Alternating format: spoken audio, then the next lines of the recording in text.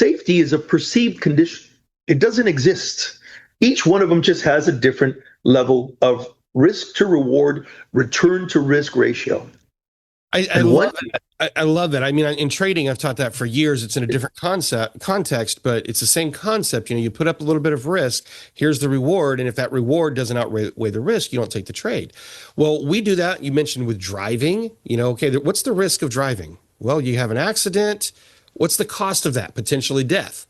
I mean, I've made some pretty boneheaded financial decisions, and I've never died. Clearly, you haven't either, and yet, you know, millions of Americans and millions of people around the world get in their vehicles every day and take on the risk of death for the reward of getting to go to work.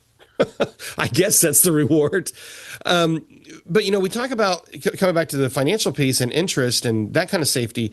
Somebody says, I want to put my money in a certificate of deposit, or I want to put it in a savings account where I know I'm going to get some guaranteed return.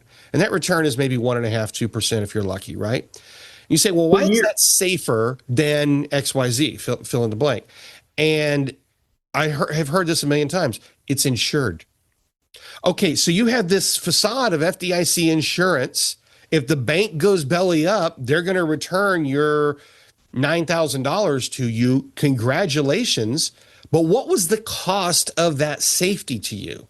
What is the cost of security, of guarantee?